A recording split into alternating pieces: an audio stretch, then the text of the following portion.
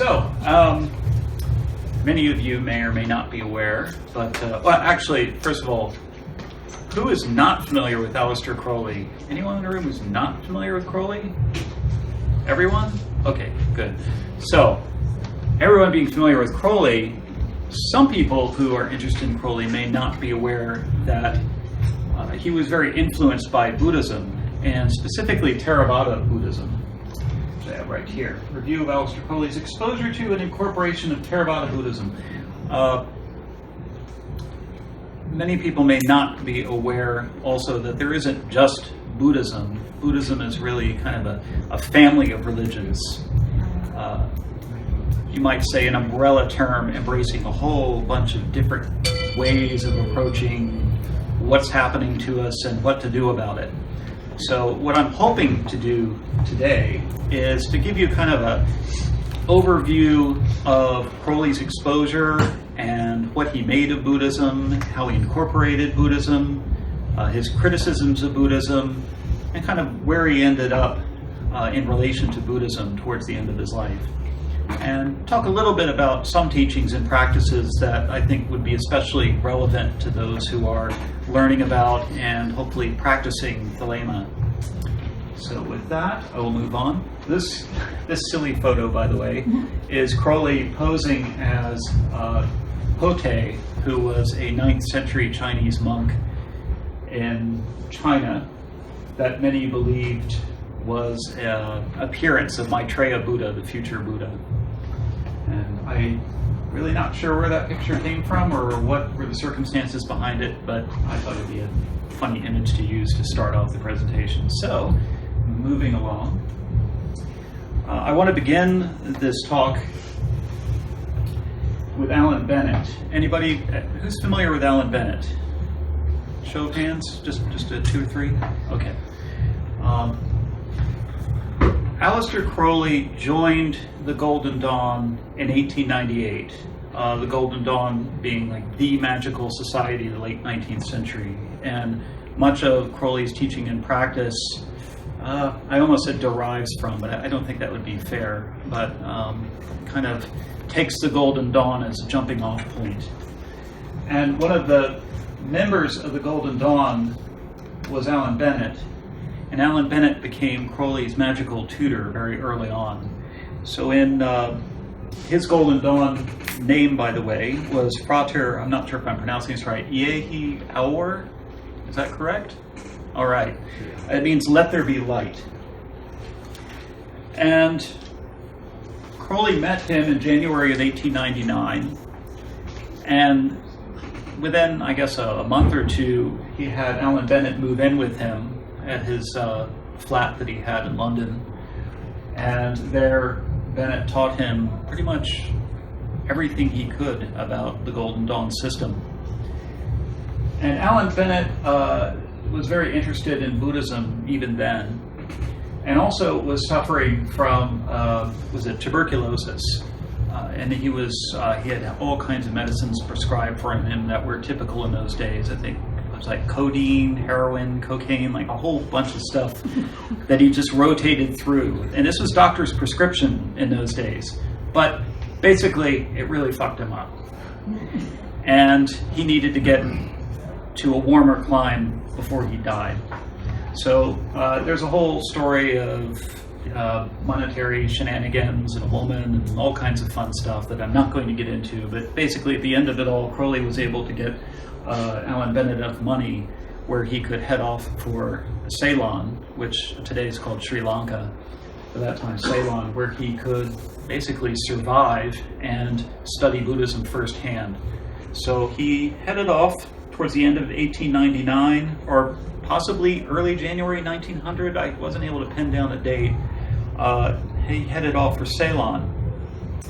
And in February 1900, I take that back. In August through November of 1901, Crowley was able to visit him in Ceylon. And there, the two of them practiced Hindu yoga together.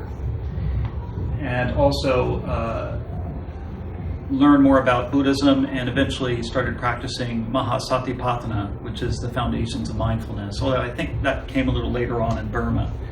They parted ways in November 1901, and then Crowley met up with him again in February 1902 in Burma, where Bennett, rather disgusted with the state of Buddhism in Ceylon, thought Burma might be a better place to take the yellow robe, to, in other words, become a fully ordained Buddhist monk in the Theravada tradition, which he did apparently later on in 1902, where he took the name Ananda Matea.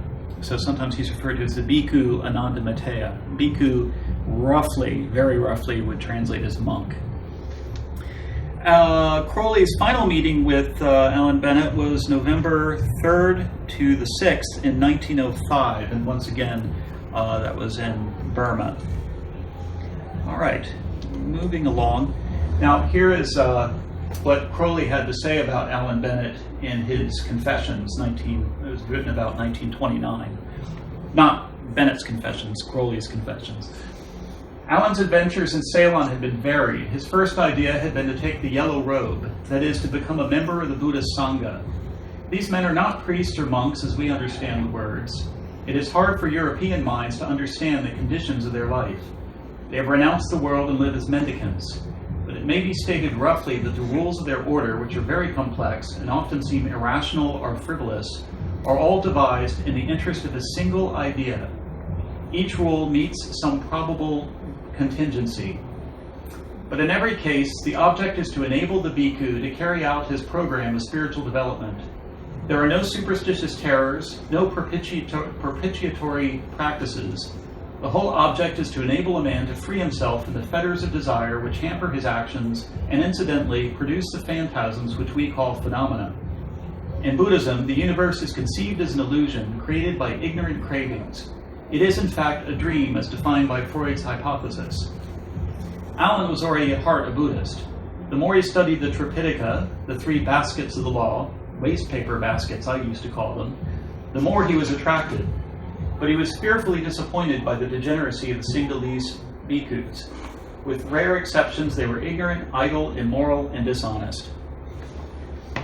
So that was what Crowley thought of Bennett and what his impression of Buddhism. So here I want to talk about the three baskets of the Dharma: Sutra, Vinaya, and Abhidharma.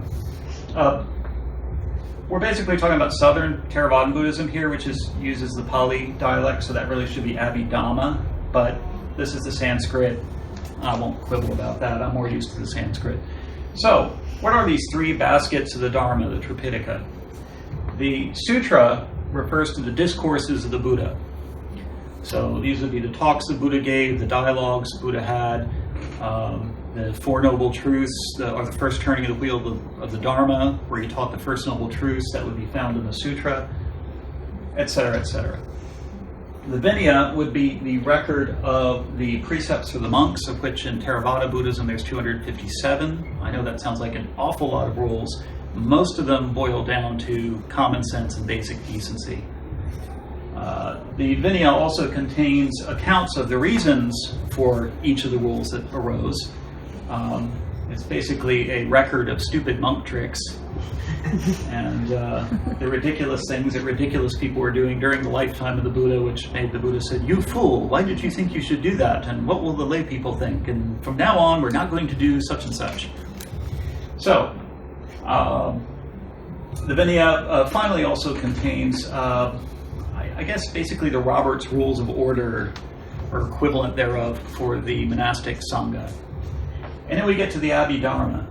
The Abhidharma basically takes the material from the Sutra discourses and systematizes them and creates what has sometimes been called an ethical psychology or phenomenology of everything from the Buddhist point of view. And there are different systems of Abhidharma for different schools. It's often said, at least in East Asian Buddhism, that there were 18 schools of Abhidharma. And then you get into Mahayana versions of Abhidharma and so on. I'm going to explain that in a minute. So in Buddhism, one way of differentiating between different groups of Buddhists is, what version of the Vinaya are they following?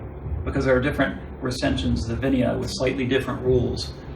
And even among monks who are following the same Vinaya or the same system of rules, they might have different ideas about Abhidharma or how to classify mental states and phenomena. So that's where you get some differentiation.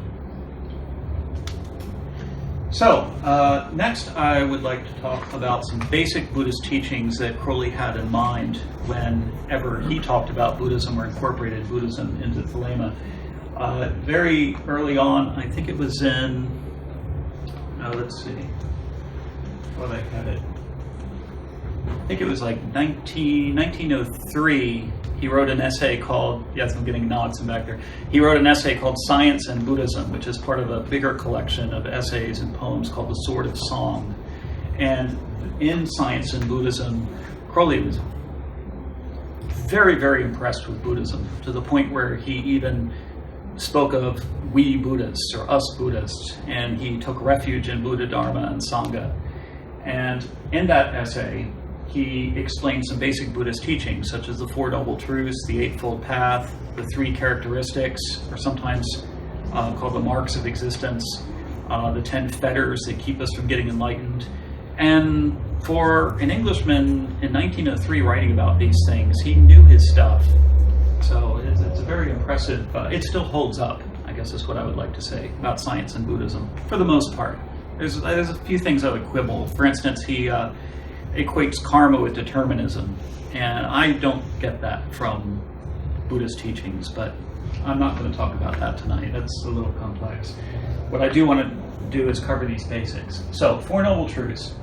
In Science and Buddhism, Crowley calls the first noble truth, or defines it as existence is sorrow.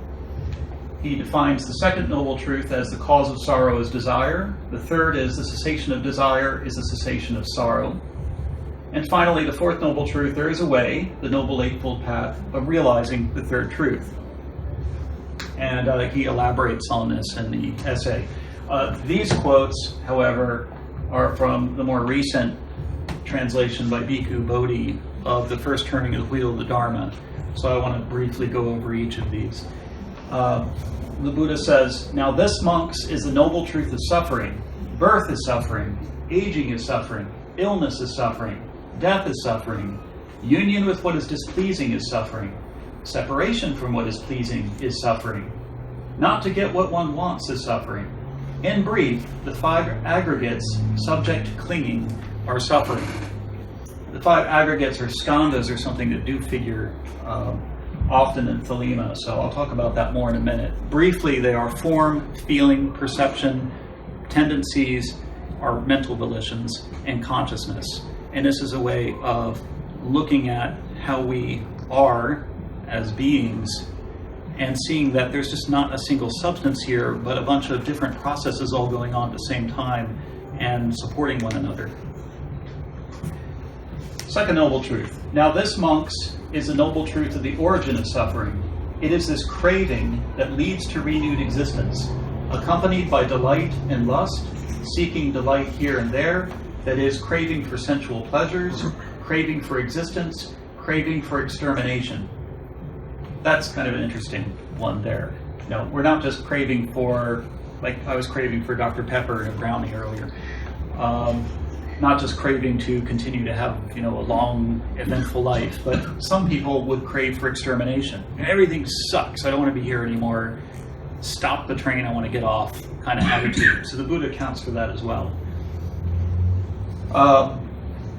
The third noble truth. Now this, monks, is the noble truth of the cessation of suffering. It is the remainderless fading away and cessation of that same craving, the giving up and relinquishing of it, freedom from it, non-attachment. Finally, I should say cessation here in the Pali, I think it's nirodha, but a synonym for it would be the much more familiar nirvana, or in the Pali, nibbana. Finally, the fourth noble truth. Now this, monks, is the noble truth of the way leading to the cessation of suffering. It is this noble eightfold path.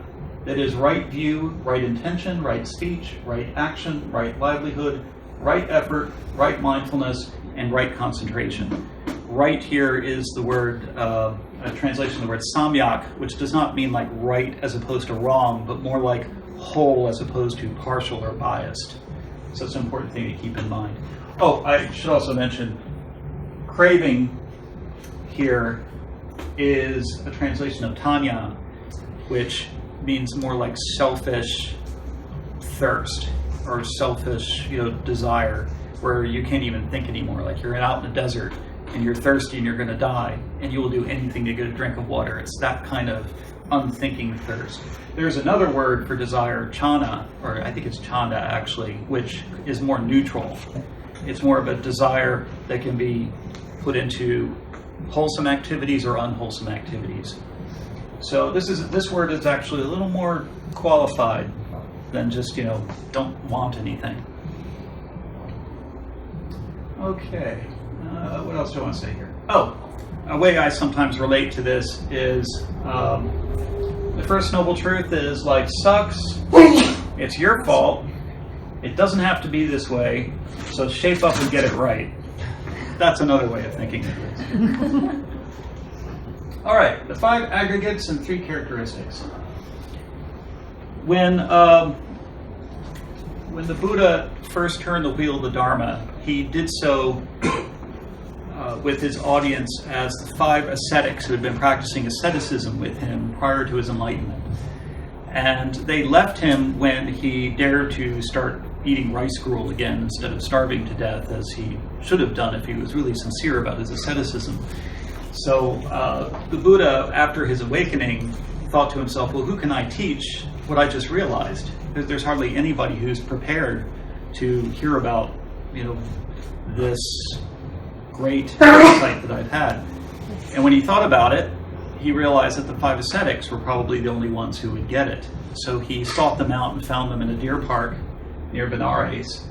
And when they saw him, they were like, oh, there's that guy, that quitter over there, he's coming back. But when he got close enough, they're like, oh, he's different. There's this sense of accomplishment and nobility there. So in spite of themselves, they started offering him a seat and saying, how are you? And the Buddha, they basically opened their minds to hear what it was that the Buddha had realized. And it was then that he taught the 4 Noble Truths. He immediately followed that with this discourse, which goes into detail about the 5 aggregates and introduces the 3 characteristics, or most translations today would say the 3 marks of existence. So here, with a lot of ellipsis, is that discourse. Monks, form is non-self. For if monks, form were self, form being this body, this form would not lead to affliction, and it would be possible to determine form. Let my form be thus, let my form not be thus. But because form is non-self, form leads to affliction, and it is not possible to determine form. Let my form be thus, let my form not be thus. Of course, you might argue, well, if I eat well and exercise, my form will be what I want it to be, but that's easier said than done, and it still won't prevent us from, different things like diabetes or cancer or all kinds of other afflictions that might come about. We can't just snap our fingers and say, I want my body to be like this. That's the point. Not that we have no control over our form, but we don't have as much as we would like. We don't have as much as we would think. Moving along, the Buddha then says the same thing about feeling, perception, mental formations, and consciousness. So, feeling here is usually defined in the sutras as pain or pleasure, or neither pain nor pleasure, both physically and mentally. Perception is recognition of something. So I see something red. It's, not exactly round, but kind of roundish. I bite into it, it has a certain taste, and it's white on the inside, and so I take in all this sensory information and I label it. Oh, apple, right? So perception is, we've noted certain phenomena, we've now had a feeling of them, whether we like it or not, or whether we're just kind of and now we can label it. Tree, apple, friend, library, whatever. Next are mental formations. These are the kind of habits of mind, both emotional and cognitive, that we have that kind of predispose us to notice some things and not notice others, to have a negative attitude about some things and not about others.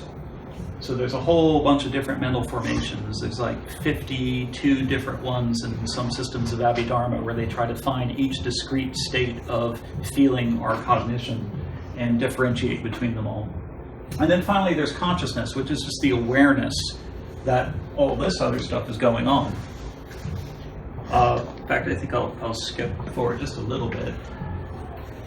In Science and Buddhism, Crowley talks about the idea, I lift my arm. And if you look at it from a Buddhist point of view, there is no I lifting an arm. There is rather a consciousness of a tendency to perceive the sensation of a lifting of an arm. So this would be the way of Abhidharma analysis. In other words, with Abhidharma analysis, you just don't take for granted the fact that there is a self or a subject doing certain things to objects. In this case, the arm that you're lifting would be an object, or if I lift up, I have a can here, can is the object, and I am the person lifting it up, maybe drinking from it. So you don't look at things that way. You dive deeper into it and say, okay, what's really going on here? Is there such a thing as a can of Dr. Pepper? Is there such a thing as someone who can drink a can of Dr. Pepper? And you just keep analyzing and digging away and dividing up until you see, no, there's just consciousness and tendencies and perceptions and sensations and, and forms. So you break it down into the phenomenology until you see there is no self there. There are no fixed objects there. The Buddha then, after pointing out that we don't really have control over these 5 aggregates, therefore we can't really claim them as a self, then says, what do you think, monks? Is form permanent or impermanent? And they have to admit, impermanent, Venerable Sir. The Buddha says, is what is impermanent suffering or happiness? Well, it's suffering. Things won't just stay still. That's disturbing, at the very least. Is what is impermanent, suffering, and subject to change to be regarded thus? This is mine. This I am. This is myself. No. So, no phenomena that we can think of that is conditioned, that is part of a process that depends on other things, will stay still. If it won't stay still and subject to change, there is dis-ease. Therefore, it is not the basis for saying, okay, that's what I am. That's what I can depend upon as being me. So it just kind of takes the bottom out of everything, really. I remember when I was in college, I had a girlfriend who was very Catholic. She wasn't a devout Catholic, but she had a lot of ties, with Catholicism, felt this strong connection. To her, it was that's the way things are. And I remember asking her what she meant by soul. And we had this long discussion about soul, and I was pointing out that, all these things that you're saying are just little bits and pieces of processes that depend on each other. And I finally got her to cry when she realized there was no such thing as a soul. So I was like, success! I was kind of mean that way. Anyway. So the Buddha does the same thing with perception, with feeling, perception, mental formations, and consciousness. They're all impermanent, they all lead to suffering, or at least are not ultimately satisfactory, and they all cannot be regarded as a self. And I already talked about this one. Crowley seems to approve of, as far as they go, the teaching of the Four Noble Truths and Eightfold Path, the 3 characteristics, and so on. What he seemed to have a big problem with, though, from very early on, is the 5 precepts. A criticism of the 5 precepts appears in the notes to the Ascension, or is it Ascension Day, I think, which is part of the Sword of Song. And yeah, this is a little too small to read, but I'll basically go over it real quickly here. Is anyone familiar with the so-called 5 precepts of Buddhism? Anybody? One person in the whole room. Okay. So briefly, the 5 precepts are, these are what are given to lay people who take refuge in Buddhism. Not to take life, not to take what is not given or not to steal, Precept against sexual misconduct, which is left very vague in the sutras, but defined basically according to whichever society the interpreter is living in. The fourth precept is against lying, and the fifth precept is against intoxication. And what Crowley does is he basically uses a, how do you say it, reductio ad absurdum argument on all of these. He points out that, let's see, this forbids the taking of life in any form. What we have to note is the impossibility of performing this. If we can prove it to be so, either the Buddha was a fool or his command was rhetorical. And he says, far be it from me to suggest that this is a defense of breathing, eating, and drinking. By no means. In all these ways, we bring suffering and death to others as to ourselves. This is kind of skipping ahead in his argument about the first precept. What he's saying is every time we breathe in, every time we eat anything, every time we drink, we are killing thousands and millions and billions of microbes. We can't help but kill things continuously as long as we are alive. He goes on to say, but since these are inevitable acts, eating, drinking, breathing, since suicide would be a still more cruel alternative, especially in the case something should subsist below the mere rupa, or form, the command is not to achieve the impossible, the already violated in the act of commanding, but a bitter commentary on the foul evils of this aimless, hopeless universe, this compact of misery, meanness, and cruelty. Let us pass on. Basically, his argument is that the Buddha's giving these 5 precepts not because he thinks anyone can follow them, but because in trying to follow them, they will realize how awful and hopeless and miserable everything is. This is not, of course, the intention that is understood in Theravada Buddhism itself. And he does the same thing with the other precepts. I think I'll skip ahead here to the 5th precept against intoxication. What is this delusion of personality but a profound and centrally seating intoxication of the consciousness? I am intoxicated as I address these words. You are drunk, beastly drunk, as you read them. Buddha was as drunk as a British officer when he uttered his besotted command. There, my dear children, is a conclusion at which we are brought, if you insist that he was serious. What he means is that we don't experience reality in itself. We experience our interpretation of reality. We experience reality as skewed by our particular sensory equipment and our mindset. So to say that we're not intoxicated is ridiculous. We are always kind of at the mercy of, at very least, chemical balances in our brain at any given moment. This is basically what Crowley is saying, that it is impossible to view reality directly just as it is without some kind of skewing. As I'm talking to you, I'm realizing something here about this. I said that Theravada Buddhism wouldn't look at the giving of these precepts as kind of a mean joke on the part of the Buddha. Rinzai Buddhists probably would. They're a form of Zen Buddhism, and they actually include the precepts as koans, or these almost unsolvable riddles, because they realized in the East Asian tradition, which Crowley didn't know anything about, unfortunately, that the precepts are problematic. But I think where Crowley was coming from is, if anybody's familiar with St. Paul or St. Augustine, but particularly Paul argues that the law given to Moses for the Jewish people had become this crushing burden, and the only way to get out of it was through grace given by God through Jesus. So the idea was the law was given to people, that now here I'm talking about the Torah, the Jewish law, not because anyone could actually follow it, but because by having received it, they would realize they couldn't follow it. Therefore, they needed grace. So it seems to me Crowley is kind of using that on the Buddhist precepts, that the Buddha wasn't giving it to follow, but to realize the impossibility of being able to follow a law or set of precepts. And what would the solution for it be within Thelema? I'll get into that later. The next big thing to know about Buddhism would be the 3 refuges. If you are convinced by the 4 Noble Truths, if you think that following the Eightfold Path or a more wholehearted and complete life would be a good thing to do, and a way to get out of suffering, You would then take refuge in the Buddha, the Dharma, and the Sangha. This is from Science and Buddhism. These are Crowley's words here. I take my refuge in the Buddha, that there was once a man who found the way, is my encouragement. I take my refuge in the Dharma, or he has Dhamma, the Pali version. The law underlying phenomena and its unchanging certainty. The law given by the Buddha to show us the way, the inevitable tendency to persistence in motion or rest. And persistence, even in motion, negates changes in consciousness. I'm not going to talk about that today. These observed orders of facts are our basis.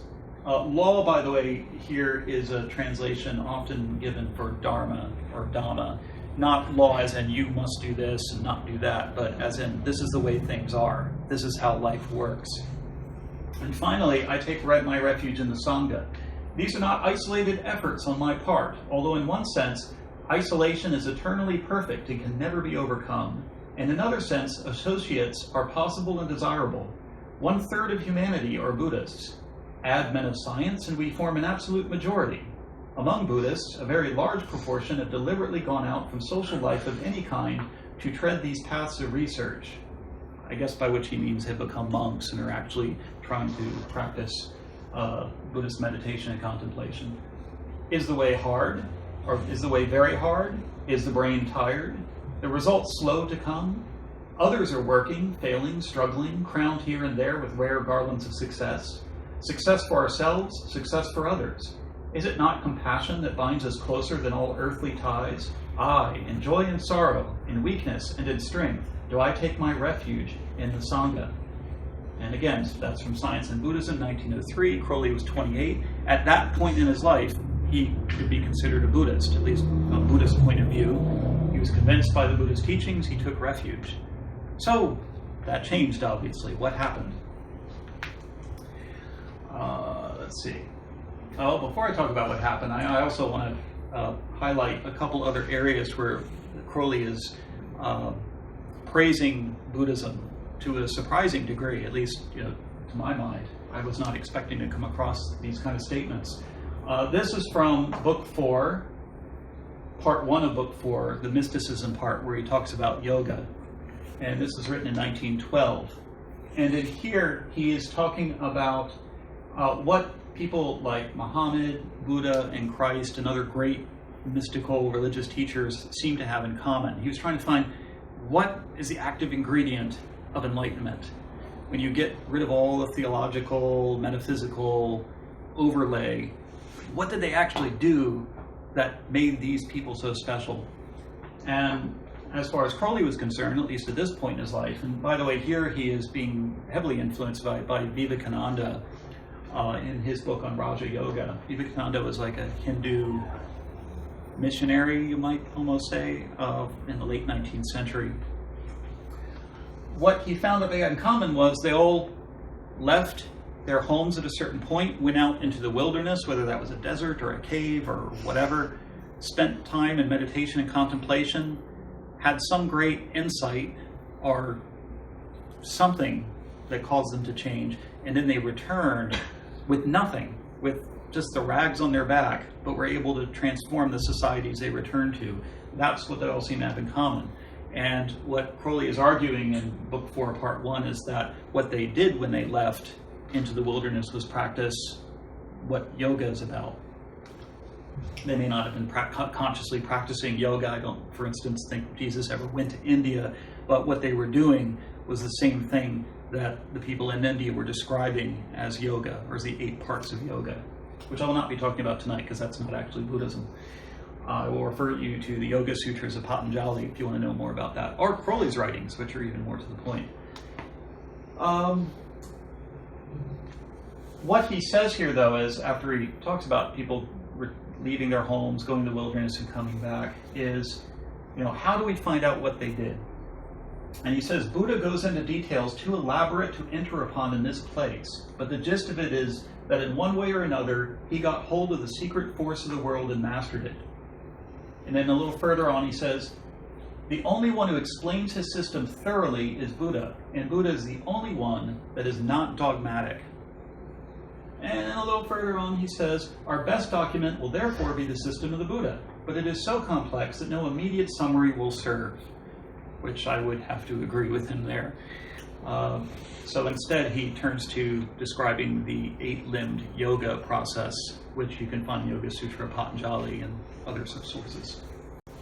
So that's pretty high praise, saying, the Buddha is the one of all of these men who left a complete system and one that is not dogmatic, one that has the least overlay of superstition and theology and metaphysics and all of that. I think that's pretty high praise. He also says in his book, Little Essays Towards Truth, and this was written in 1938, much later, and this is in the very opening essay, Man. He says, now for the purpose of analyzing the spiritual nature of man, of recording and measuring his experience in this kind, of planning his progress to loftier heights of attainment, several systems have been devised. That of the Abhidhamma is on the surface alike the most practical, the most scientific, and the most real. But for European students, it is certainly far too unwieldy, to say nothing of other lines of criticism. So we're too stupid for Abhidharma. I think he meant a little more than just that, but that's pretty high praise for Abhidharma, the systematized version of the Buddhist teachings, to say that it is the most practical, most scientific, and the most real. And that's all the way in 1938.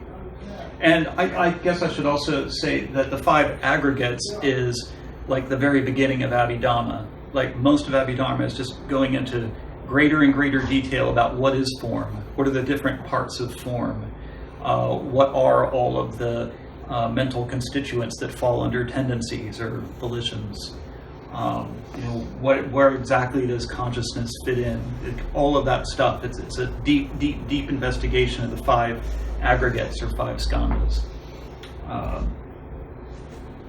Okay. Now, at this point, I want to stop talking about Crowley for a minute. I want to talk about the different kinds of Buddhism, because everything that I've been saying up till now has been Crowley's explanations of, understanding of, reactions to Theravada Buddhism. So what is Theravada? What makes it different from other kinds of Buddhism? How many other kinds of Buddhism are there? I could go on and on and on and on about this. I hope to keep this kind of quick, but I think it's important to know that Crowley isn't just dealing with some, monolithic thing called Buddhism, but with a particular type. And as I said in the very opening, Buddhism is really more of a family of religions than just one religion. So, it begins with the Buddha's discourses and teachings.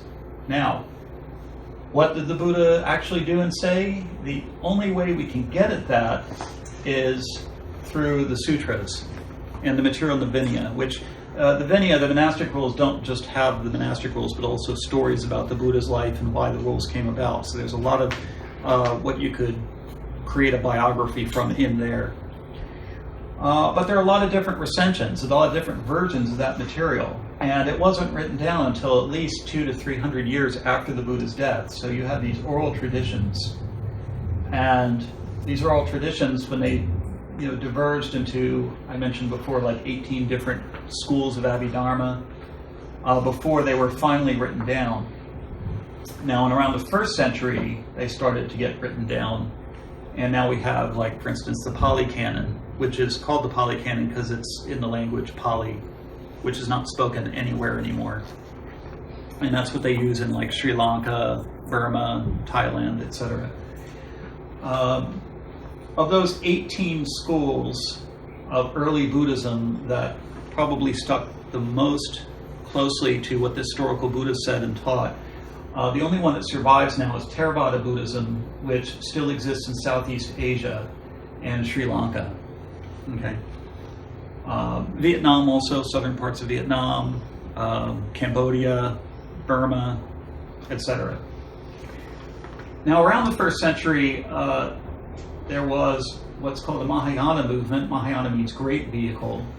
And they felt that the other Buddhists were too concerned with only their own spiritual welfare, their own liberation. And so they called them disparagingly the Hinayana, the small vehicle. And these people, these reformers, were the Mahayana, the great vehicle. Their idea was that if you really have compassion, if you really realize selflessness, you won't try to get liberated just by yourself. You'll realize that there is no self to get liberated separate from the selves of other people. That we're all in this together. That to talk about self or selves is a mistake, but provisionally we will, as long as we understand that no one person gets liberated apart from everyone. And Crowley, interestingly enough, makes the same argument in the beginning of his commentary criticism of Blavatsky's Voice of the Silence. But that's a whole nother lecture. But I think it's a shame that Crowley did not seem to be very familiar with Mahayana materials. And in fact, at that time, 1902, 1903, there would have been no access in European languages. I think the Lotus Sutra was translated, but you need a lot more material even just to understand that one. So, and Edward Cones, I don't think, started translating things until the 40s, 50s. I'm not really sure. But Crowley had some intuitions of Mahayana teachings, but he didn't realize that that was what was taught in Northern Buddhism. So Mahayana develops into a bunch of different schools. In China, it gets transmitted from India, Mahayana gets transmitted into China from India in the 1st century, moves into Korea in the 4th century, and is then transmitted to Japan around the beginning of the 6th century, and all these different schools arise of Mahayana Buddhism. And then later, beginning in the 6th century, it begins to get transmitted from India to Tibet. I should say Tibet there, actually. And that becomes Vajrayana, because that was a later developments of Mahayana that became more esoteric, more like what we do in Thelema, actually, in many ways. Some of you are familiar with Zen, I am sure. Zen would be one of the types of schools of Mahayana that arose in China. It was called Chan in China, and then was called Zen in Japan, of which there are 2 varieties, Soto and Renzai. Renzai focuses more on koans or riddles. Soto focuses more on just sitting with an open-ended awareness. A couple other schools I want to point out in Chinese Buddhism would be the Pure Land, which is a very devotional school with this idea of a cosmic Buddha, not the historical Buddha, but a cosmic Buddha in another world whose lifespan is incalculably long. In fact, his name, his alternate name, Amitayas, means infinite life. His other name, Amitabha, means infinite light. And if one calls upon his name, one can be reborn in that Pure Land. So Pure Land is basically an analog to salvation by faith Christianity, but the East Asian version. There are some key differences, but it is very close. And I mention that because I'm going to talk about Crowley's kind of ironic encounter with Amitabha Buddha in just a moment. So Theravada Buddhism is a whole different animal from all of this other stuff that happened in China, Korea, Japan, and later especially the stuff that goes into Tibet. And I think that's an important thing to point out, because Crowley's criticism of Theravada or Buddhism is really a criticism that needs to be restricted to Theravada Buddhism, I think. Of course, I'm a Mahayana Buddhist, so I'm entirely unbiased here. Moving along. This is Amitabha Buddha. This is the Daibutsu, or the Great Buddha, in Kamakura, Japan. And I think it was in 1901 or 1902, I think it was 1901, Crowley traveled to Japan on his way to visit Alan Bennett that first time in Sri Lanka. And when he was there, he visited the Daibutsu in Kamakura. And here's what he said about it. My most interesting impression was Kamakura. The Daibutsu, colossal amid his gardens of iris, with no canopy but the sky, does really produce a sense of his universality. It does remind one of the grandeur and solidity of his teaching, of the reasonableness of his methods of attainment, the impersonal peace which is their reward, and of the boundless scope of his philosophy. Independent as it is of all arbitrary assumptions, parochial points of view, sordid appeals, and soul-stupefying superstitions. This is Crowley's impression of Buddhism in 1901. Already there had arisen in me the aspiration to attain to states whose very possibility I did not suspect. Already I was aware, in the abyss of my heart, secret and silent, that I was Aleister, the wanderer in the wilderness, the spirit of solitude. For Kamakura, calmly certain of its soul-searching ascents, called to me to abide in the security of its shadow, there to toil, even as the Buddha had done, that I might come to the perfect illumination, and thereby being made free from all the fetters of falsehood, bring to mankind the word of wisdom and magic that hath might to enlighten their eyes, to heal their hearts, and to bring them to a stage of spiritual evolution, such that their poets could no longer lament as I. Nothing is stranger to men than silence and wisdom and kindness. I inquired as to the possibility of settling down on one of the neighboring monasteries, but somehow my instinct opposed my intention. The inmost knew that my destiny lay elsewhere. The lords of initiation cared nothing for my poetic fancies and my romantic ideals. They had ordained that I should pass through every kind of hardship at the hands of nature, suffer all sorrow and shame that life can inflict. Their messenger must be tested by every ordeal, not by those that he himself might choose. The boy who asked to discuss some point of doctrine in the epistles replied, "Far be it from me to presume to parley with St. Paul. Let me rather give a list of the kings of Israel and Judah," the only thing he knew. Probably became a cabinet minister. But similar adroitness does not avail the aspirant to adeptship. The masters test every link and turn infallibly and inexorably. It is up to you to temper your steel to stand the strain. For one flaw means failure, and you have to forge it all afresh in the fires of fate, retrieve in a new incarnation the lost opportunity of the old. I turned then sadly from Daibutsu, as I had turned from love, ambition, and ease, my spirit silently acquiescing in the arcane arbitrament of the mysterious daemon who drove me darkly onwards. How I knew not, whither I knew not, but only this, that he was irresistible, as inscrutable, yet no less trustworthy than titanic. So, a couple things I want to say about that passage. That's from the Confessions, by the way. One is, that was a remarkably insightful explanation of spiritual bypassing and avoiding it. In other words, using spirituality to escape life rather than to understand it and deal with it, in a more deeper, better way. So basically what he was saying is his attempt to get in the monastery was thwarted by his better instincts and maybe higher powers that had other things in mind. But the other thing that I want to say about this is the irony of this, because it doesn't seem from this passage that Crowley realized this is not Shakyamuni Buddha. This is not the historical Buddha who taught the Four Noble Truths. This is Amitabha, who gave a set of 48, and according to Mahayana scriptures, gave a set of 48 vows to create a perfect Pure Land, a kind of heavenly realm, if you will. And then the 18th vow says, anyone who calls upon my name even 10 times, or thinks of me, depending on how you translate it, thinks of me even 10 times can be reborn in my Pure Land.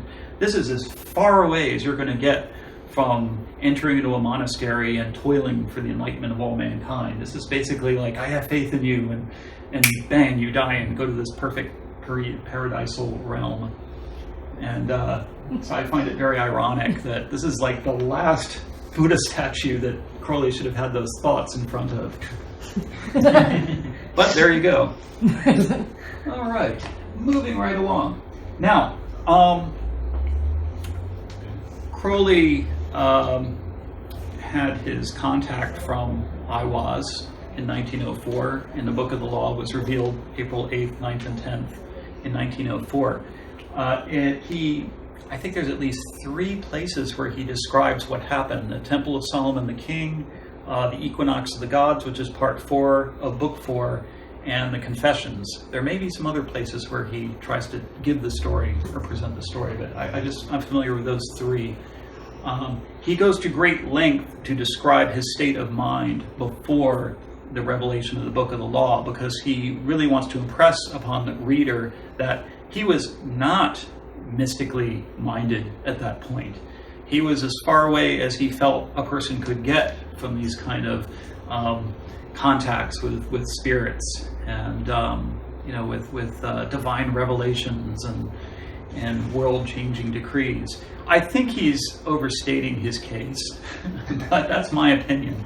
Nevertheless, It's in one of these descriptions. This is the one from the priest chapter of the Temple of Solomon the King, which is in the Equinox, Volume 1, number 7, written in 1912, where he presents his state of mind. And I find it interesting what he says about Buddhism here. He says, let's see, maybe I want to skip down. I don't know if I want to read this whole passage. Here we go.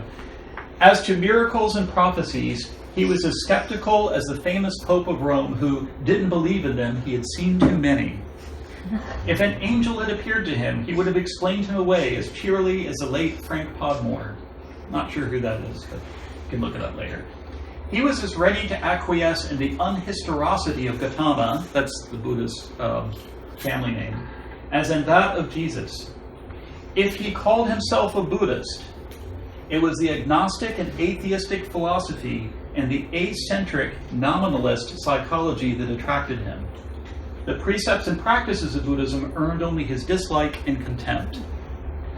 That's a nice summary of everything I just said up to this point. You know, his reduction of the 5 precepts to absurdity, but his high praise for Abhidharma, which could be called an agnostic or even atheistic philosophy of acentric nominalist psychology. Nominalism, by the way, being the idea that there is no such thing as dog or dogs. There are just a bunch of critters that seem to have certain traits in common that we name dog. There is no ideal form of dogness out there somewhere, if I understand nominalism correctly. It's the fact that there's just names. Don't take these abstractions as metaphysical realities. I used to drive my wife crazy because we would be walking down the street as many years ago, and she would go, "Oh, look what a cute dog," and I would look at it and be like some kind of poodle or something. I'd be like, "That's not a real dog," you know, because in my mind, a beagle is a real dog. That meets the platonic idea of dogginess, right? But a nominalist would say, "You are a really silly person." Anyway. So would your wife? Yes. And I assume had. Yeah. Okay, moving along. The Book of the Law. In the Book of the Law is a rather harsh statement about, well, various different religions actually in the 3rd chapter, but I especially want to point out this phrase: "With my claws I tear out the flesh of the Indian and the Buddhist, Mongol and Din, Balaste, Ompeda, I spit on your crapulous creeds." I love that phrase, spit on your crapulous creeds. So this, by the way, I couldn't find a hawk attacking a monk. I really tried. This is a tengu, which is kind of a Japanese spirit, goblin kind of thing. They are reputed to be the teachers of the original ninja, and here it's attacking a monk. So that's the closest I could get to a bird-like creature tearing at the flesh of the Buddhist. So, you know, here we see that this agnostic, atheistic man who had taken refuge in the Dharma just like a year or two before, something is bubbling up from within him or contacting him from some higher plane saying, but, you know. And this is what Crowley made of it a little later. This is in the new comment on the Book of the Law in 1921. He, commenting on those lines, "The Indian, the religion of Hindustan, metaphysically and mystically comprehensive enough to assure itself the possession of much truth, is in practice almost as superstitious and false as Christianity, a faith of slaves, liars, and dastards. The same remark apply roughly to Buddhism." And then down here he says, "Why assault their flesh rather than their eyes?" In an earlier passage, he says, "I peck at the eyes of Jesus." Why assault their flesh rather than their eyes, as in other cases? Because the metaphysics or point of view is correct. I take Judaism as Kabbalistic, but the practice imperfect. And that's still the same as what we saw before. The 5 precepts are absurd, but he has no argument against the Abhidharma, or the 4 Noble Truths, or the 3 characteristics, as far as they go. Moving along. The 3 characteristics and 5 aggregates pop up all over the place in Thelema, even after the spitting on their crapulous creeds. And there's 2 places where they show up in the holy books. These are books that Crowley, I'm not sure what the word to use is, not channel, but received. Received, yeah.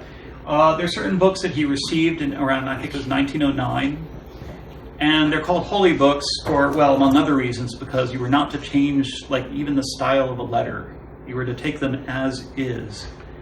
And they were kind of, I guess you might say, amplifications of the Book of the Law. And in one that he held particularly important, the Cordis Cincti Serpente, the heart girt with a serpent, we find this line. This is from part 5, or chapter 5, verse 21. But thou shalt heed none of this. Thou shalt be ever the heart, and I, the serpent, will coil close about thee.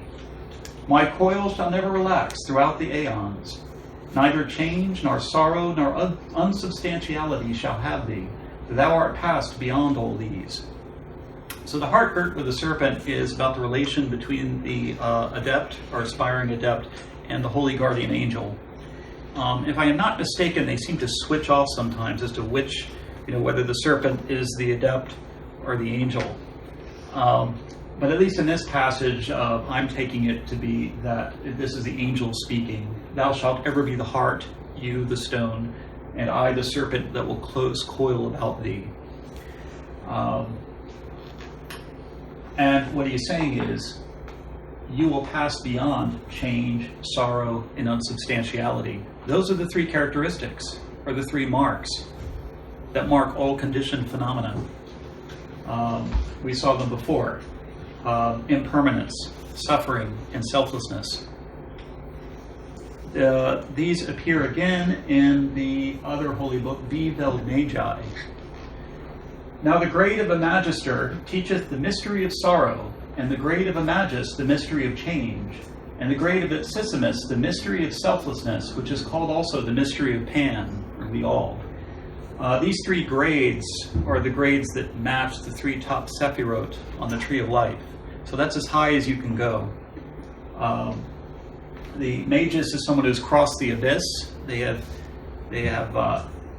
had their communication with the holy guardian angel, perfected their powers, and then been willing to give all that up and become as nothing as they cross the abyss and become a magister, master of the temple. The next penultimate sephirot is associated with the magus, and that is one who now formulates their own word, their own particular teaching for the world, and manifest again below the abyss into, well, more like life as we know it. And these are very rare. And in fact, in the Gnostic Mass, in the very beginning of the naming of the saints, is a list of the 7, or is it? It's 8 actually, if you count Crowley, of the maguses that we know in history. Or, well, one of them is ahistorical, but anyway, a couple of them are ahistorical. But anyway, that's a whole other talk. I think of Dionysus. Most of them are ahistorical. Well, Muhammad is not. Muhammad, Lao Tzu, kind of.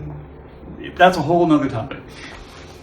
And the Ipsissimus is right up there at Kater, the very top, and you can't say anything about the Ipsissimus. So there you go. He then says, let the magus then contemplate each in turn, raising it to the ultimate power of infinity, wherein sorrow is joy, and for the interplay of the parts hath no action upon the whole. And this contemplation shall be performed not by simple meditation, how much less then by reason, but by the method which shall have been given unto him in his initiation in the grade. So Crowley associated sorrow with Binah. I'm talking about the 3 top sephirot with the Tree of Life. Sorrow with Binah. In fact, he talks about his whole path in spirituality began when he was in college, and he says he had the vision of sorrow.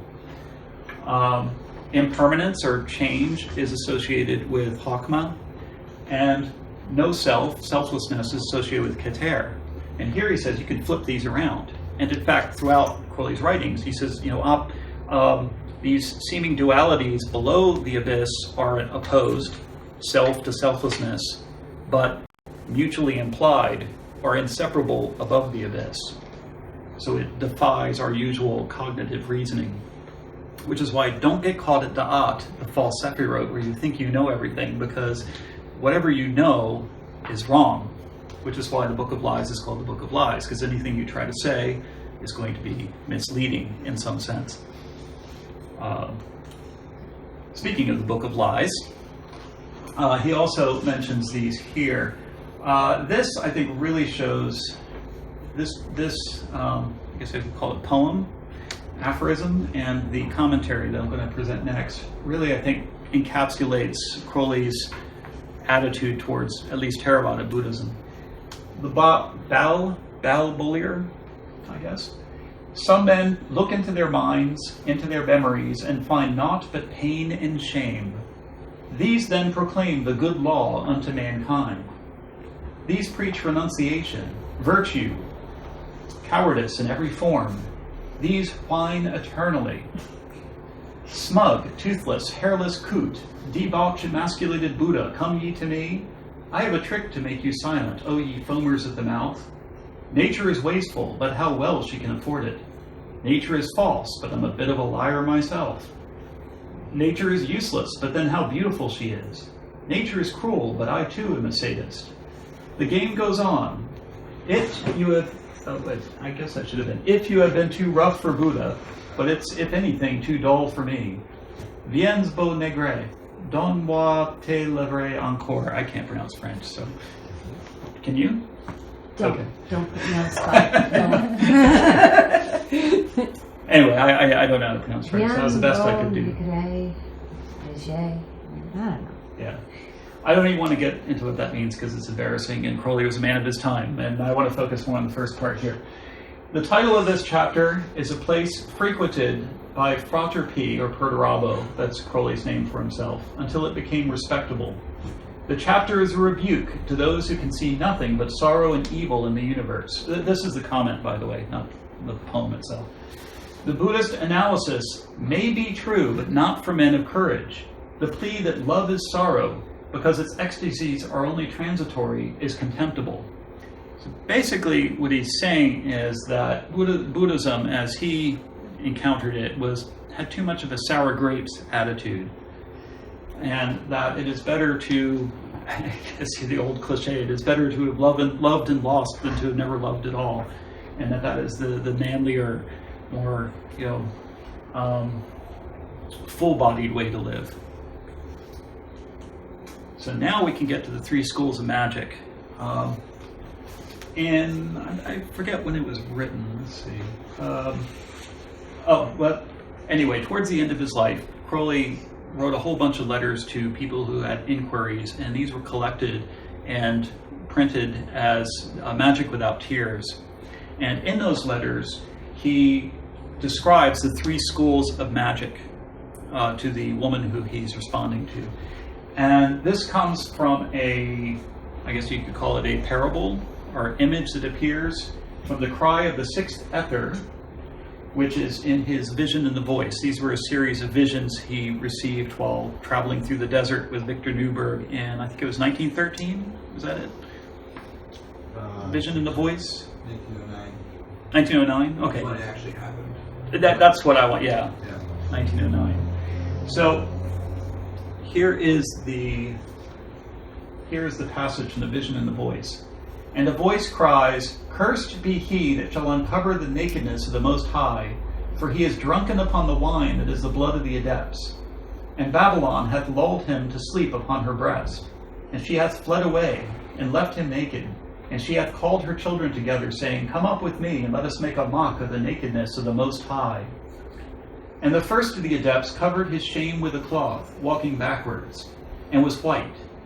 And the second of the adepts covered his shame with a cloth, walking sideways, and was yellow. And the third of the adepts made a mock of his nakedness, walking forwards, and was black. And these three great schools of the Magi, who are also the three Magi that journeyed unto Bethlehem. And because thou hast not wisdom, thou shalt not know which school prevaileth, or if the three schools be not one." That's an interesting little qualification there. I thought I had a note here, but I can't see it now, but this kind of little parable story it's not derived, I don't want to say derived, but similar to a story in the Bible where after the flood, Noah plants a vineyard and drinks the wine that he has made, gets drunk, passes out, and his three sons, or one son comes out, Ham, and says, "Oh, did you see Daddy's all drunk in the cave, haha." And then the other two, with a cloth, go in backwards, averting their heads so as not to see their father in their nakedness. And then when Noah wakes up, he curses Ham. So this is kind of a play on that story. Or a revisioning of it. How about that? It's a revisioning of that biblical story. So what does all that mean? This is what Crowley took it to mean. And this is from his commentary on the Vision of the Voice. This doctrine of the three schools is of extreme interest. Roughly, it may be said that the white is the pure mystic, whose attitude to God is one of reverence. The yellow school conceals the mysteries indeed, but examines them as it goes. The black school is that of pure skepticism. He says pure skepticism. Really what he seems to mean as he goes on further is nihilism. Moving forward here, there have always been, at least in nucleus, three main schools of philosophical practice. We use the word philosophical in the old good broad sense, as in the phrase, philosophical transactions of the Royal Society for the Advancement of Knowledge. It is customary to describe these three schools as yellow, black, and white. The first thing necessary is to warn the reader that they must by no means be confounded with racial distinctions of color, and they correspond still less with conventional symbols such as yellow caps, yellow robes, black magic, white witchcraft, and the like. The danger is only the greater that these analogies are often as alluring as they prove on examination to be misleading. So he's not talking about like the black school is bad and the white school are the good guys. That's not what he means. They're about different attitudes to what is all this. These schools represent three perfectly distinct and contrary theories of the universe, and therefore practices of spiritual science. The magical formula of each is as precise as a theorem of trigonometry.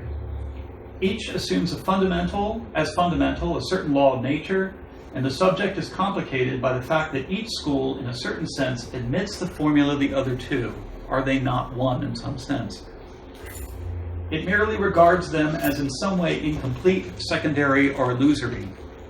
Now, as will be seen later, the yellow school stands aloof from the other two by the nature of its postulates, which would be non-interference. The Taoist term for that would be wu-wei, or non-action. But the black school and the white are always more or less in active conflict, and it is because just at this moment that conflict is approaching a climax that it is necessary to write this essay, this moment being like, I guess, when World War II is going on, or just finishing up. The adepts of the white school consider the present danger to mankind so great that they are prepared to abandon their traditional policy of silence in order to enlist in their ranks the profane of every nation, through the Book of the Law and what Crowley was trying to accomplish. So, let me briefly go through each of the three schools. The yellow school. This is excerpts from the Letters in Magic Without Tears. The yellow school of magic considers with complete scientific and philosophical detachment the fact of the universe as a fact, neither good nor bad. It's just, here it is. It is what it is, which if you work in the restaurant bar industry, you hear all the time, and I'm going to fucking kill the next manager who says it to me, but they still keep saying it. It is what it is. That's the yellow school right there. Being itself part of the universe, it realizes its impotence to alter the totality in the smallest degree. To put it vulgarly, it does not try to raise itself from the ground by pulling at its socks. It therefore opposes to the current of phenomena no reaction, either of hatred or of sympathy. So far as it attempts to influence the course of events at all, it does so in the only intelligent way conceivable. It seeks to diminish internal friction. It remains, therefore, in a contemplative attitude. To use the terms of Western philosophy, there is in its attitude something of the stoicism of Zeno, or of Pickwickianism.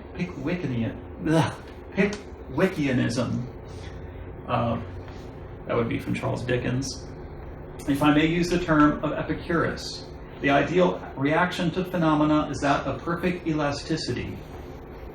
It possesses something of the cold-bloodedness of mathematics, and for this reason it seems fair to say, for the purposes of elementary study, that Pythagoras is its most adequate exponent in European philosophy. Since the discovery of Asiatic thought, however, we have no need to take our ideas at second hand.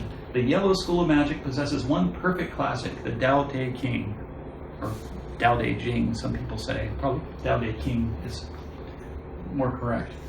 So that's supposed to be Lao Tzu there. So Taoism would not, and Crowley himself differentiates, Taoism not in a magical or alchemical sense, but philosophical Taoism would be the best example of what the Yellow School is all about. Then there's the Black School. And this, unlike the other statue, which was not Shakyamuni Buddha, but Amitabha Buddha, this is supposed to be Shakyamuni Buddha, or rather, it's not the Buddha yet, it's Siddhartha Gautama during his ascetic period, before he became a quitter, as the other 5 ascetics looked upon him. So it was said that he starved himself to the point where he could grab his stomach and touch his spine, and he was eating 1 grain of rice a day. The Black School of Magic, which must by no means be confused with the School of Black Magic or Sorcery, which latter is a perversion of the white tradition, is distinguished fundamentally from the Yellow School in that it considers the universe not as neutral, but as definitely a curse. Its primary theorem is the first noble truth of the Buddha: everything is sorrow. In the primitive classics of this school, the idea of sorrow is confused with that of sin. This idea of universal lamentation is presumably responsible for the choice of black as its symbolic color. And yet, is not white the Chinese hue of mourning? The analysis of the philosophers of this school refers every phenomena to the category of sorrow. It is quite useless to point out to them that certain events are accompanied with joy. They continue their ruthless calculations and prove to your satisfaction, or rather dissatisfaction, that the more apparently pleasant an event is, the more malignantly deceptive is its fascination. There is only one way of escape, even conceivable, and this way is quite simple: annihilation. Shallow critics of Buddhism have wasted a great deal of stupid ingenuity on trying to make out that nirvana or nibbana means something different from what etymology, tradition, and the evidence of the classics combine to define it. The word means quite simply cessation, and it stands to reason that if everything is sorrow, the only thing which is not sorrow is nothing, and that therefore to escape from sorrow is the attainment of nothingness. I would dare say that the Buddha, Shakyamuni Buddha, would object to this. In fact, he was accused of being a nihilist or annihilationist. And what the Buddha said is, if my critics are saying that I teach the annihilation of greed, anger, and ignorance, they are correct. But if they're saying that I'm trying to annihilate some existence or self, that is not correct. So the Buddha did not see himself as an annihilationist or a nihilist, although he was certainly taken that way. And sometimes it's hard to see the rhetoric difference. There have been some arguments by people who would know. I'm trying to remember the name. I don't think it's Bhikkhu Bodhi, Bhikkhu Nanamoli, or someone who argued that Nibbana could etymologically be more correctly translated as unbinding. You know, my teacher of Buddhism when I was in college pointed out that if you are in jail, you want to get out of jail. What will you do when you get out of jail?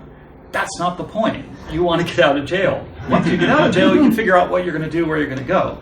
So this is what the Buddha focused on: escaping from samsara, the wandering on in states of suffering.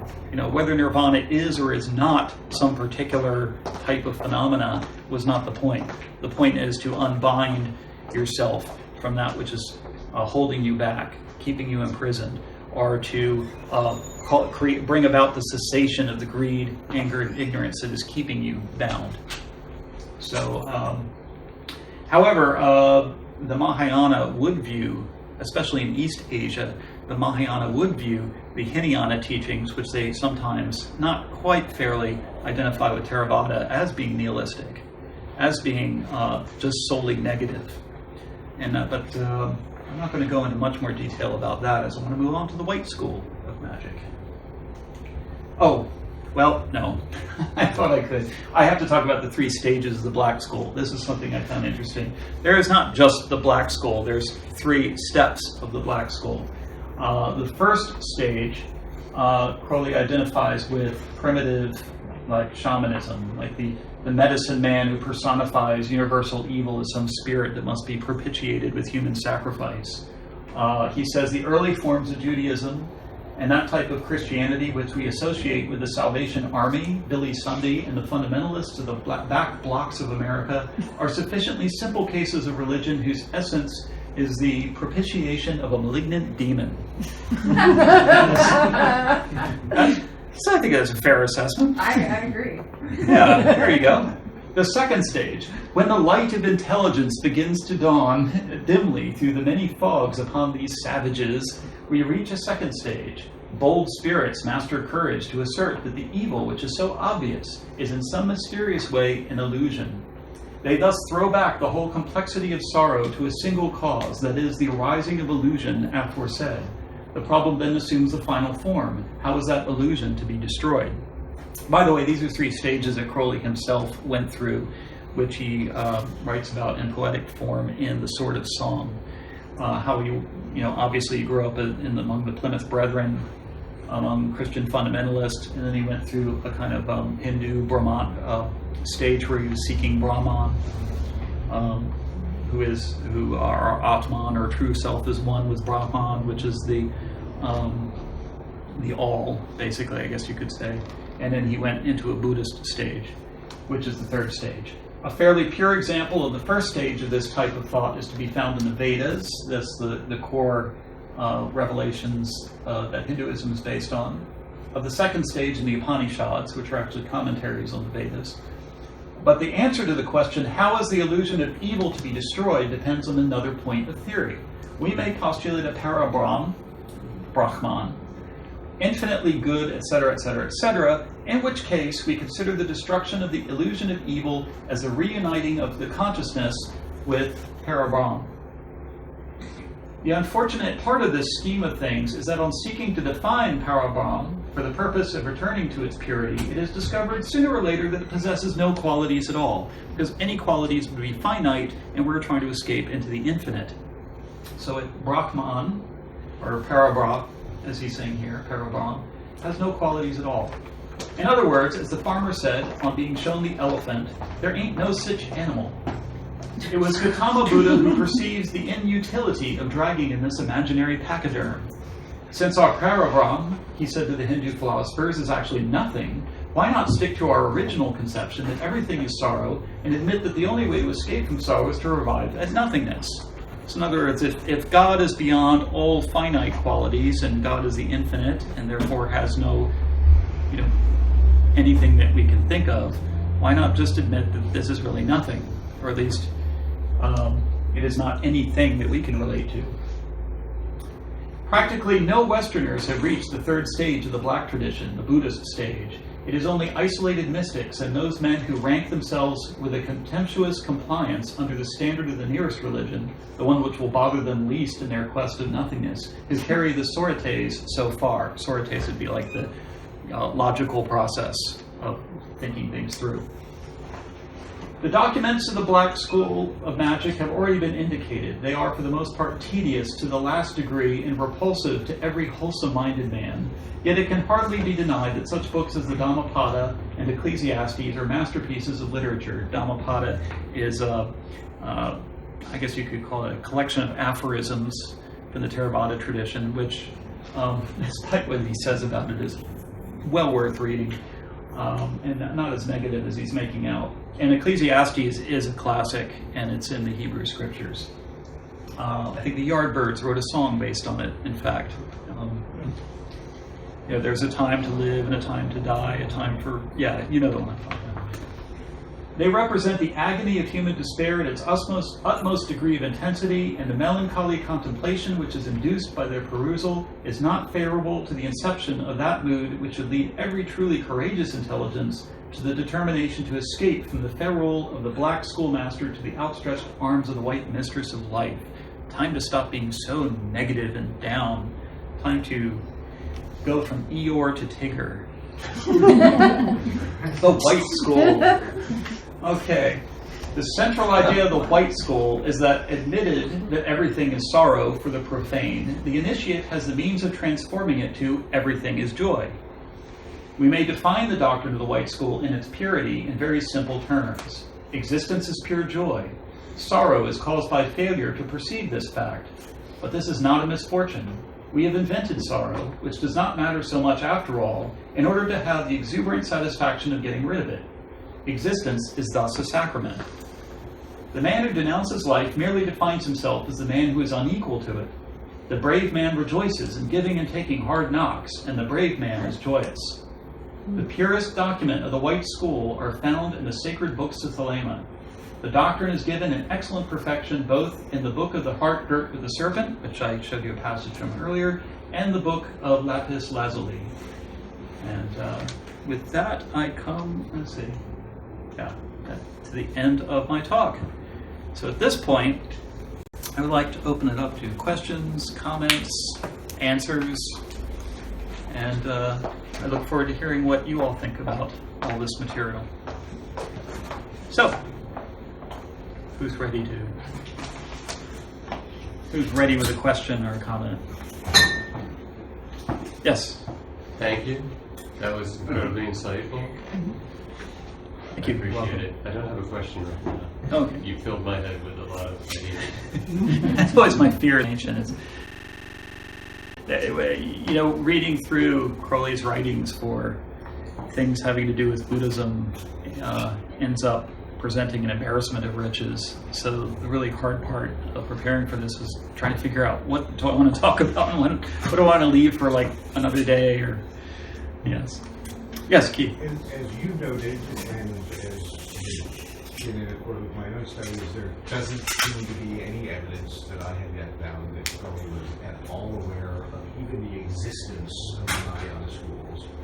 And yet, there seems to be an awful lot of parallelism between some of the Mahayana teaching, particularly if you take his nothing and 0 = 2 formula to be indicative of sunyata or emptiness. And I would imagine that perhaps while you were researching this, if there was any evidence, you might have run into it and maybe not paid mention of it because we're not talking about the Mahayana.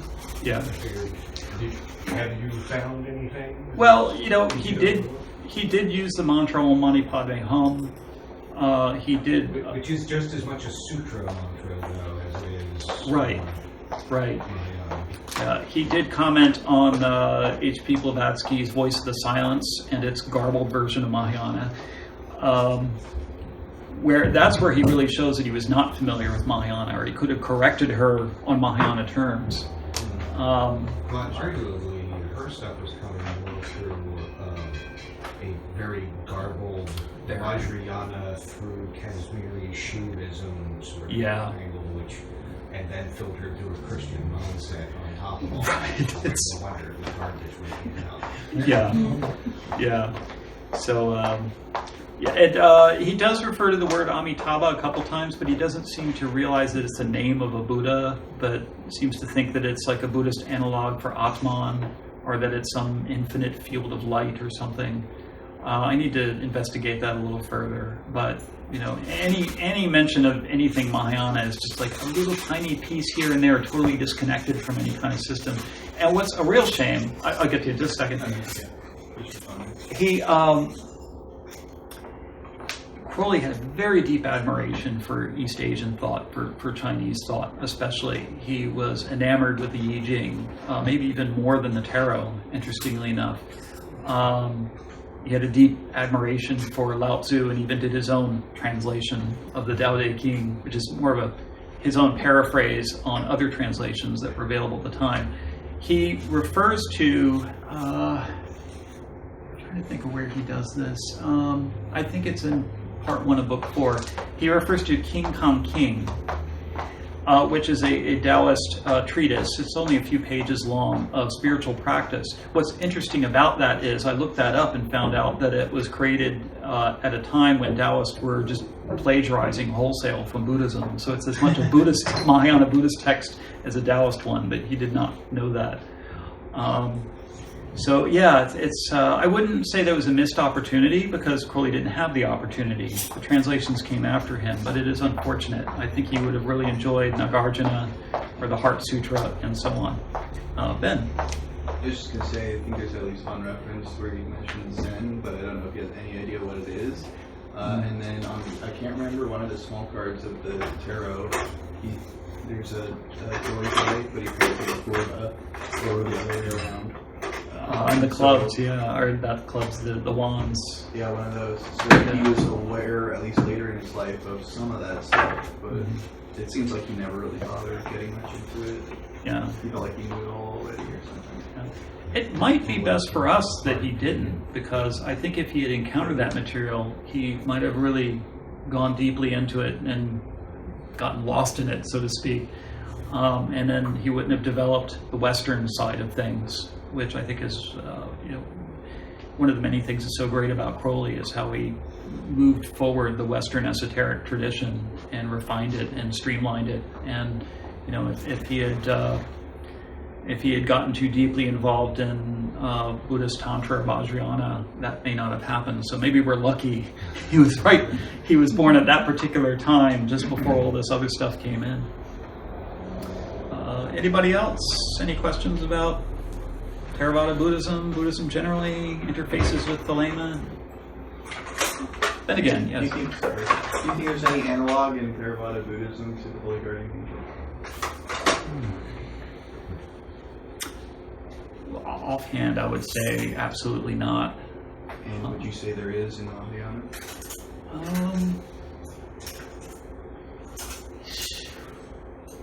I would say there is in Vajrayana and in some of the tantric practices that you find in East Asia and Shingon or Tendai, where definitely they would. Well,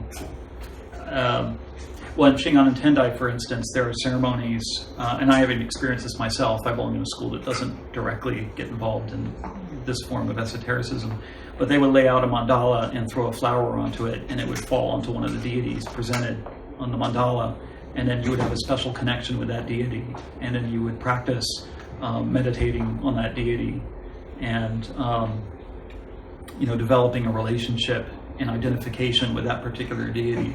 So that sounds very much like that. Nichiren, the founder of the tradition I'm ordained in, came to believe that he was the, how do I want to put it? He believed that he was doing the work of one of the bodhisattvas mentioned in the Lotus Sutra. So that in some sense, he was that bodhisattva or an appearance of that bodhisattva or as I said, doing the work of that bodhisattva. So that would be a kind of holy guardian angel type relationship. It seems like crossing the abyss is much more linked up to Buddhist ideas. I think so, yeah, especially things like the Heart Sutra. It says form is emptiness, emptiness is form. And this idea that the bodhisattva realizes that there is no self and yet continues to appear anyway. So I think there's the same underlying insight and process going on, but a very different way of talking about it. And of course, different traditions have different ways of talking about it, even within Buddhism. So, okay. Anybody else? Yes. Is there Theravada Buddhism schools here in the U.S.? Oh yeah, there are. I believe there's a monastery up north of here somewhere where Bhikkhu Bodhi lives and teaches. He's one of the preeminent translators of the Pali Canon. In fact, the Pali Text Society translated the Pali Canon back in like the end of the 19th century, beginning of the 20th century. Crowley refers to Rhys Davids and other people, and then all of that material was retranslated beginning in like the mid-1990s, and Wisdom Publications is putting it out. And all but one of the Nikayas, the collections of the discourses of the Buddha in the Pali Canon, were translated by Bhikkhu Bodhi, except for the long discourses, which was done by Maurice Walsh. So, and I'm pretty sure I know there's a Theravadan Thai temple over in Berkeley, right near the Berkeley Zen Center. They're down in Los Angeles too. I'm not sure what other areas of the country, but they're around. They're definitely around. And do you think they acknowledge that Aleister Crowley was a part of it in the past? Oh no. No. That's what I thought. Very little awareness of that among Buddhists that Crowley had anything to do with Buddhism. I would say that Alan Bennett was apparently the second Englishman to ever get ordained, fully ordained as a Theravadan monk. Crowley believed he was the first, but I think other people discovered there was someone before him, though I haven't found that name. but yeah, there's no awareness. And Crowley's involvement, Crowley's identification of himself as a Buddhist only lasted for like, what, 2 or 3 years at the most. So.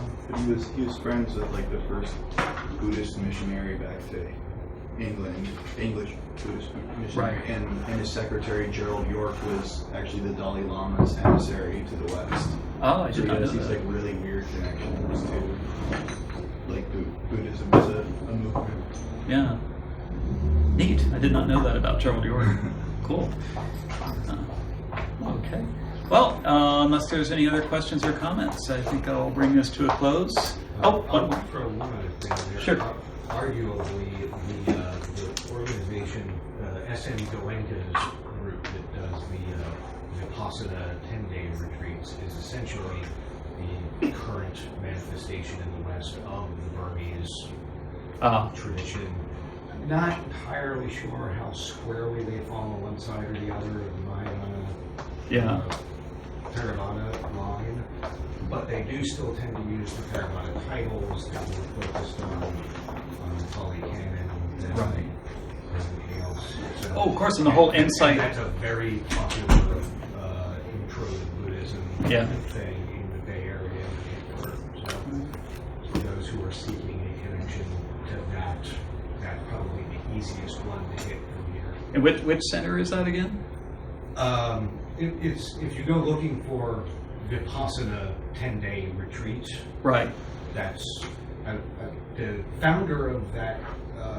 Is that the school Insight of Meditation Center in like Marin County? S.N. Yeah. Goenka was the founder of it in the West, I believe, or either the founder of it or is the current head of Right. that branch. Right.